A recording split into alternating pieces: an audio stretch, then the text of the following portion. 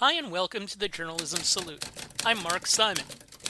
In each episode, we'll talk to or about an interesting person or organization related to journalism. The intent is to show that journalists are not the enemy of the people. Thank you for listening. On this episode of the Journalism Salute, we're joined by Carol Marbin Miller and Daniel Chang of the Miami Herald.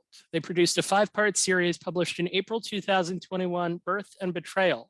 This was about a Florida government program that was intended to help families of children who suffered catastrophic brain injuries at birth, but the program did not work as intended. This piece, which had print and video components, just won the Collier Prize, a journalism award focusing on investigative and political reporting on state governments. The award was announced at the White House Correspondents Association dinner on April 30th. They've won multiple other awards too. Carol is the deputy investigations editor. She's written about children, elders, and people with disabilities for more than 25 years. Daniel covers healthcare and health policy. He's been with the Herald for nearly 22 years. First of all, congratulations on the award. Thank you for joining me. Thank you. Thank you, Mark. Before we get into the story, typically when we bring journalists on, we talk about their career path a little bit, but I want to go slightly different here. When was the moment for each of you where it crystallized that government investigative and watchdog work was what you wanted to do? You know, I would have to say the moment probably was, not to be facetious, but I think I've always had a desire to hold power to account, to challenge authority, perhaps, and certainly if in a program like this, where the deck seemed very much stacked against the people who were hurt the most in these situations, it seemed like a natural for this type of story. It had the right ingredients for it. So maybe that's not directly answering your question, but I just think that for most journalists, there is that desire to hold power to account and to question authority.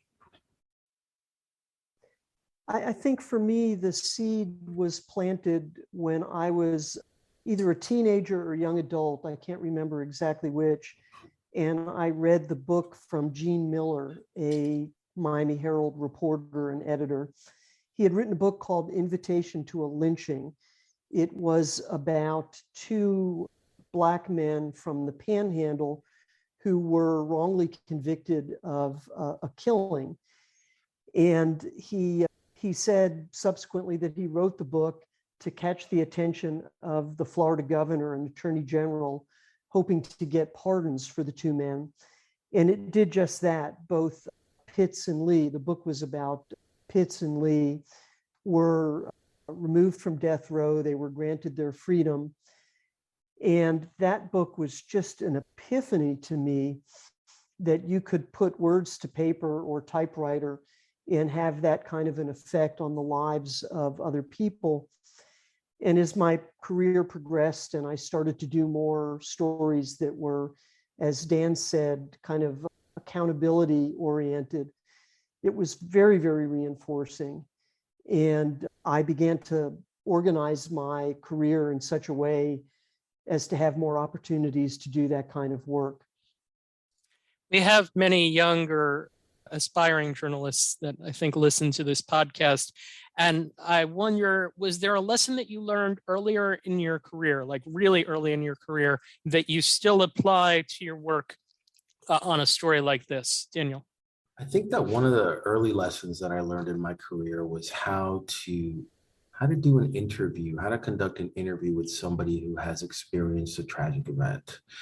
And I think very early on in my career, I was perhaps less sensitive to the emotions perhaps that those individuals were perhaps experiencing and just trying to get answers to my questions. And, you know, that along with learning to listen to other people, are 2 lessons that I thought served us very well in our reporting and that I learned early on. I want to riff a little bit off of what Dan just said. I agree with absolutely everything he said. I think that one of the things I learned doing this kind of work is the importance of getting those people into your reporting, allowing them to speak for themselves, giving them a place of real prominence in your stories, when I was much younger, I remember doing a story about people with disabilities that did not quote a single person with a disability or a parent or caregiver for a person with disabilities. And my editor at the time pulled me aside and said, "What are you doing? How can you write a story about this population and not quote someone who either is such a person or advocates for them?" And the more work like this that I did, the more I learned that the stories were much, much more powerful when you included strong, powerful, colorful narratives about the people you were writing about. We just did a couple of episodes ago, about the very thing that you just spoke about, centering people with disabilities in stories. And that's been a constant theme of the podcast through the 70 plus episodes that we've done. Now, the story that you won an award for here is about NICA, the Florida Birth Related Neurological Injury Compensation Association. This was supposed to provide a payment to families that had births that went wrong and produced neurological issues, often very, very serious ones. It was meant to compensate families, but also to protect OBGYNs from lawsuits. It ended up doing more of the latter, provided families with considerable frustration. Now, we'll get to this in a second. The article ended up having a considerable impact. The program was audited, legislation was passed, signed by Governor DeSantis, and a new NICA board was put in place. We'll get to that in a sec. You said in an earlier interview, Daniel, that the story took 2 years to report. Can you explain the origin of it and the first things that you did, maybe the first meetings that you had? I think that Carol might be better suited to explain the origin of it. We were working on another story, another series of stories about Florida's oversight of physicians and whether or not it protected patients as much as it protects doctors. And during the course of that reporting, we talked to some sources.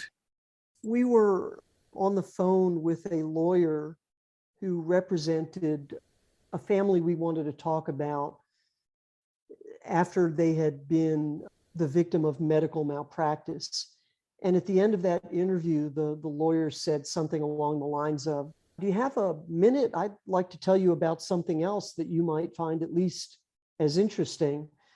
And that lawyer mentioned NICA to us and had said, "Here is this state agency that was created to protect doctors, but pledged to provide adequate care and compensation to families of children who were born with catastrophic brain injuries. And if you look closely, you'll find they're not doing that. And instead, they're hoarding cash." At that moment, we realized they had about 1.5 billion in assets. It's now up to about 1.7 billion. And it took Dan and I a few weeks, maybe a month, to take a good hard look at this group when we realized that the lawyer was right. And this was really a terrific story that had never been written. So we finished what we were doing, and we kind of transitioned ourselves very quickly to a project on this. So both of you you both have upwards of 20 years experience. You've done a lot of similar reporting to this before. It's not anything new. What were some of the things that you knew you were going to run into along the way? The biggest challenge in stories involving communities of people who are suffering is finding people to talk openly and on the record about their trauma. And my experience, having done stories about children and families who have suffered abuse, stories about people with disabilities, my experience has been that you're going to have to do some real arm twisting to get people to talk with you openly, and especially to get them to agree to speak with you on the record, which brings me to something that I like to tell other journalists, and that is, actually don't do that arm twisting, because it seldom works. More effective is to give people space when they're reluctant to talk to you, to try to be persuasive, to say, I think this is going to be good for you and you might actually enjoy it, but I'm not going to twist your arm. Take a few days, take a week or a month and think about it and then get back to me. And I have found that that's much more effective. But finding those folks who are willing to open up their living rooms and their hearts to you and go on video and talk about the most traumatic events in their lives is very, very difficult. But you have to do it because these stories have no power and they will have no effect on lawmakers or the people you are seeking to influence if there aren't real people in them talking about themselves. And I think that goes back to what I mentioned earlier about interviewing people with a sense of compassion and with listening. And certainly, being sensitive to what they've been through and their reluctance, understanding their reluctance perhaps to want to relive their trauma for you. And that's where sort of maybe explaining to them that this might help, not just them, but others can help perhaps persuade or at least let the subjects know that you're not just there looking for a quick hit, story and you're out of there, that you really want to understand what they've been through and be able to relay that effectively to readers. Is this one of those things where you have to have, well, not have to, but we're going through it as a reporter first time, second time, third time, you kind of develop an ability to do that? Yeah, I think it's like any other skill that you learn. Hopefully, if you're doing it right, you'll get better at it as you go along. And so, yes. So and I know I heard you talk about this on the Long Form podcast. There was one woman in particular whose story, hopefully I'm pronouncing this right, Jasmine Acebo. Her story was particularly tragic. Was there anything that took place during your dealings with her that would be a story worth relating to aspiring reporters? Oh, wow. Jasmine Acebo is someone we found in the records. We kind of found her banded by accident. I hate to say this publicly because it will empower the bad guys, but someone had improperly redacted a document. And so we found her name and we contacted her. And we did not have to persuade her in the least. She was utterly willing and eager to talk with us. The thing about Jasmine is that she lived through some incredible trauma. She gave birth due to malpractice to a child who had sustained catastrophic neurological damage and was capable of doing virtually nothing on her own, including breathe consistently. And that was a very, very difficult interview for all of us, Dan and Emily Michaud, our videographer. And we brought our editor along because we really wanted him to see where this project was going and what we were learning. And we wanted him to meet someone who had been in NICA. Jamie's daughter, Jasmine, was deceased at the time we interviewed her. And I will tell you that over the course of a give or take 3-hour interview, none of us lasted the entire time without shedding tears. It was that difficult. I want to add to that, in a way, this organization, NICA, kind of did themselves in, because the reason that Jamie was eager to talk, I think, and in hindsight, is because they didn't really listen to her, and perhaps more importantly, they did their best. NICA did their best to keep these families from knowing anybody else who was in the program. There were times after our stories broke and these parents were approaching the legislature on their own when they said that it felt like they were part of a secret society Nike did not lift a finger to put them in touch with each other for emotional support, to help people who've been in the program, perhaps orient newcomers. And so by keeping these families apart and not doing anything to facilitate their ability to get to know each other, NICA created this atmosphere where a lot of folks felt like they were suffering alone. And so when somebody called and said, hey, we're curious about this program we heard about, it's almost like that old saying where people say, you don't always remember their face, but you remember how people made you feel. And she remembered very much how Nike had made her feel. Her daughter had passed away a few years earlier, but she very much remembered how Nike made her feel throughout. And that came through. So we, in a way, I've almost feel lucky, but like I said, Nike kind of did it to themselves. And when reporters contact them, they make it clear you're not alone. Certainly, there are many others like you. You said something that was particularly interesting to me. I have a couple of things that I want to get to, but one was bringing the editor along. That's interesting from the perspective of, okay, you're at the Miami Herald. I interview a lot of people that are much smaller organizations where the resources are a little more challenged to do that. But to have that luxury, because I imagine that once the editor comes in, they're now not just experiencing the story, they're feeling the story. And that probably changes perspectives, I would imagine. I'm just curious what you can relay of that person's experience. I do projects only.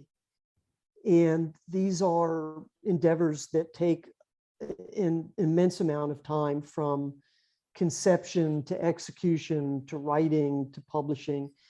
And you've got to keep your bosses on your side throughout what could be a very long process. Our editor's name is Casey Frank. He is the senior editor for Investigations. And I have only nice things to say about him. You don't have to kind of drag Casey along kicking and screaming. He is there with you. But I have found over many, many years that there's a real benefit to taking your editor on one or two of those field trips, I call them.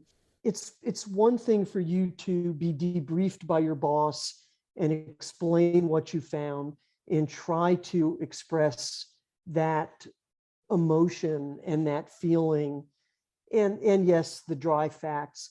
It's another to have her or him sitting in the room with you while the subject of your reporting is crying openly and barely able to catch her breath, and showing pictures of her deceased daughter and explaining in tragic detail what befell her. And no amount of debriefing can really express that to your boss. And I think that Casey was much more committed to what we were doing after that interview. And he was already with us from the beginning. But as Dan was saying, you remember what you felt more than anything else. And he felt what she was feeling, as did the rest of us. To speak about something that's, I guess, maybe a little less exciting, paper trails in a story like this are certainly vital. The reporting team and ProPublica investigators went through more than 1,200 NICA claims in total, 4,600 pages of Jasmine's records. There was more you wanted to get, but you legally couldn't get. I know that a lot of this is done electronically now, and there are software programs that you can get that do certain things for you. But I was just wondering, what do you receive and how do you implement all of that into what you write? In this project, we had a data bank that was tremendous. We discovered that every NICA claim had to be made at a state administrative court, the Florida Division of Administrative Hearings, and their records are not only open, but they are aggregated publicly on a website. We got one of our data people to scrape the website and create a large spreadsheet of every case that had been filed. And then we opened up every single one of them, which took months. And we evaluated the data in the spreadsheet, and we looked for cases that were illustrative of what we wanted to report. I found that to be not only really worthwhile, but absolutely fascinating, I'm not your typical reporter. I love sitting at a table going through thousands of records. It's exciting to me. And I think that you have to do that. You can't understand whatever issue you're reporting on until you have lived in those records for a while. So that was really what worked for us, was to go through the records one by one, look for the ones that we could use, but also just to understand the issue. We were not proficient in NICA speak until we had lived at the Division of Administrative Hearings for several months, and our outline changed. Everything about the project changed after we'd been through first the records and then also analyzed the data.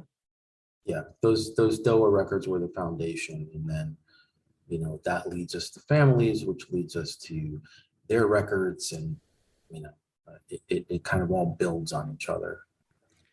So I just completed a project, and this was a project on a much more pleasant subject that involved 40 interviews, 30 hours of audio, a very comprehensive amount of work. And I struggled throughout it trying to organize it. And I'm curious, again, looking at this from the perspective of a reporter trying to learn how do you do certain things, using this story as an example, how did you organize everything that you had? We use Google Drive as our mode of organization. And we've been doing this over many years and different projects. We create outlines there. We park all of our records there. We park our interviews there. We write our stories. I am a firm believer in hyper-organization. If you're going to do a project in which you are reviewing thousands and thousands of records, you've got to organize them efficiently, or you're just going to get lost. One thing we do that I think is helpful is when we go through large records, we annotate them. If I'm reading a 100-page deposition, I will create an outline of everything in the deposition so we'll know how to find it later. If you don't do that, you're never going to find what you're looking for. The amount of material you've got is just too massive. I think Carol's 100% correct. Organization is really important, and using things like Excel spreadsheets to help you organize yourself, and maybe even creating an outline can sometimes help. So what other hurdles did you run into that you had to overcome during this? Go ahead. Hurdles that we had to overcome. I mean, I think there was the one case that I think Herald is probably better versed in, where we lost, that we tried to get the names of some of the children who had passed away while they were in the program, because it would have allowed us to sort of perhaps focus on those cases and to find more stories of parents. I'm kind of drawing a blank right now thinking about hurdles, but look, I think just reporting the stories, putting them into words and videos, and making sure that everything from cut lines to promotions to the little boxes that pull out are correct and all work together. It's that's a hurdle, but that's one that we enjoy and are eager to do. But I have a feeling we're talking a little more about reporting hurdles, and I apologize for drawing a blank at the moment, but maybe Carol can come up with some. I think one of the most challenging aspects of this project was dealing with an organization that truly believed it was righteous and was willing to do anything it took to fight our reporting. And that manifested itself in all kinds of different ways. Dan mentioned our lawsuit. We sued to get some additional records that we thought were public under Florida's very generous open government laws. And we lost. NICA went before a judge, and their lawyer actually had the audacity to argue that we were seeking to obtain the names of catastrophically disabled children and then publish them in the newspaper to embarrass people, an argument that to this day I find incredibly insulting. But they fought us in all kinds of different ways. They handed over records that they were absolutely required to hand over, but they did not make our job easy in other ways. And the thing that really bothered me the most was they hired an extraordinarily powerful publicist in Tallahassee to represent their interests. And the publicist launched a public relations campaign on their behalf that was borderline dishonest. He got a guy who runs a website to print a story that was very flattering of the people we were writing about, but not really true. He convinced a guy who calls himself a children's advocate to write a column for the newspaper in Tallahassee saying how wonderful NICA was and how it was a tremendous steward of Florida's taxpayer money, though in fact it doesn't spend taxpayer money. And so even before we were able to publish, we were up against a public relations machine that was set up to dispute what we were doing and make us look like evil people. And that made it very difficult because, of course, we felt very strongly that what we were writing was not only appropriate, but really, really important to the folks we were writing about. Had you encountered anything like that before? At that level? Nothing as well organized as this machine was. Well, the public relations company that represented them is probably one of the most effective, well-heeled, powerful public relations firms in Florida. The guy who runs it is extremely well connected, and he knew what he was doing.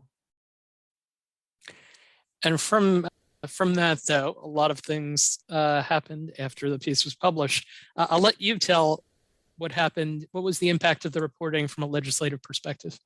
The impact of the reporting was pretty immediate. I think a couple hours after we published in April, the state's chief financial officer, who's a statewide elected official, issued a press release saying that this was not acceptable, that he was going to launch an investigation, calling for an audit, and essentially expressing some certainly surprise, maybe some shock, and promising to reform the board, which the legislature also picked up. One of the bills that this pricey PR firm NICA hired to help polish their image did was to suggest to them that they try to propose a bill that would make them look generous by raising the amount that was awarded to families. And I know that we quoted them in the story because we got their records and their emails saying, even if it doesn't pass, it'll look good. Well, that bill that they thought that they would, use to burnish the image became a reform bill that did a lot more than they ever wanted. So, in addition to reviewing all of those cases in NICA and all of the sort of administrative court records, we got a lot of emails between attorneys and certainly also between them and their new PR firm. And it was evident that for a long time, NICA did not want anybody, any legislature, any bill that would open the NICA law and potentially change the organization significantly. They had raised this as a concern. They had raised this as a reason to oppose prior efforts to try to bring some moderate, mild reforms. They really didn't want anybody messing with the law that created it. Well, what they got was exactly that, because suddenly, the organization that was initially created to protect doctors and hospitals from malpractice liability for these specific types of injuries, wasn't just serving doctors in hospitals. They added 2 seats to the board of trustees and removed all the previous members. I think they all stepped down because they saw the writing on the wall. But in addition to representing doctors who participate, doctors who don't participate, hospitals and malpractice liability insurers, the board now has a seat for a parent who has a child in the program and a seat for an advocate of people with disabilities. So that they've got more representation. In addition, they've got many more benefits that really account for the fact that NICA doesn't just have to provide for these children. It has to also provide for the families who have to take care of them, and they have to also address mental health needs. NICA was very strict about what they would cover, and it had to be directly related to the injury or forget about it. They weren't going to cover it. And so, suddenly for a family, a parent and siblings to have $10,000 worth of mental health coverage a year, that's huge because it acknowledges the work that they do and how difficult it is. And so there are even more reforms that they adopted this year, but I'm going to let Carol pick up on that. The very first bill only included mental health benefits for families that are still in the program. And what resulted from that was 2 or 3 board meetings in which the parents of deceased children spoke eloquently and powerfully about their families. And there was really no way that board could ignore them. There were parents over and over and over again, mostly moms, showing up at these board meetings on Zoom, and they were crying, and some of them were screaming, and they were emotionally very wrought. And what resulted was an agreement from the board to provide mental health counseling to the families of kids who died. Those families said that their lives were not the same, they would never be the same, that their other children had been permanently and profoundly altered by what had happened. And up until that moment, NICA was basically saying, tough titties. And now, as you said, all of these things have happened since, and I feel like that's one way of measuring success in what you do. Are there any other ways that you measure success in what each of you do in your work? We still hear from some of these moms and dads. We get emails from them, they text us, phone calls, and they are so grateful for how this all turned out. Both the families whose children are still alive and in the program, and the families of deceased children who got a little bit for their suffering. They got money and they got some benefits, and they are incredibly grateful that their lives have been improved some. So that to me is really the biggest measuring stick of all. So the last question is always the same. The show is called the Journalism Salute. We're saluting you for your work. We'd like each of you to pay it forward. Is there a person or group that you're not affiliated with that you would like to salute for their good work, whether it be in this field or another? Yes, I think so. So it's not in this field, but it's I would like to salute the Florida Health Justice Project and the folks there who have helped us, people like Katie DeBreer and Miriam Harmatz, who are attorneys and represent people who have often, no access to healthcare and perhaps are also facing other barriers to access to care through public hospitals or Medicaid, and they help a lot of people, including journalists who can tell their stories. So I'd like to give them a salute. I want to salute my friend Corey Johnson and his colleagues at the Tampa Bay Times, Rebecca Woolington, Eli Murray, who did a terrific series of stories called Poisoned about a lead smelter in Tampa Bay that was harming workers in the community. I want to salute all reporters who do this kind of journalism. It's very, very difficult. In newsrooms, people kind of make fun of us and say, yeah, she's on the Story a Year Club, or, he gets to write rarely. And I don't think they understand the level of commitment and the difficulty that goes into nurturing something like this over a long period of time. I want to salute advocates for the kinds of people that I write about, children, folks with disabilities, elders, people with mental illness. Their advocates do God's work, because some of these are folks who cannot advocate for themselves. There is no lobby for abused children. There are few effective advocates for kids in juvenile justice facilities. And the folks out there who are their voices and don't get paid for it, and they get harassed and harangued, I salute them too. Carol, Marbin, Miller, Daniel Chang from the Miami Herald, the winners of the Collier Prize. Thank you for joining us. Thank you, Mark. Thanks. I asked the Collier Prize award administrator, Ted Brightus, a professor at the University of Florida, what made Daniel and Carol's investigative work so impressive. I think among the judges, what you're looking for in terms of, sort of statistical validity is consistency. And among the 7 judges who looked at all of the finalists, and there were some incredibly impactful investigative reporting projects, Carol and Daniel's project on this program that had abandoned these families in Florida who have brain damaged children. And the program was specifically set up to help fund, some of their financial needs and their equipment needs for brain damaged children. It was shocking. And all of the judges thought it was, just a wonderful accountability story. It had a good outcome because the legislature, changed things up after it was exposed, the flaws and the failures. And of course, that's one of the things that we always look for, as an investigative reporter, is impact.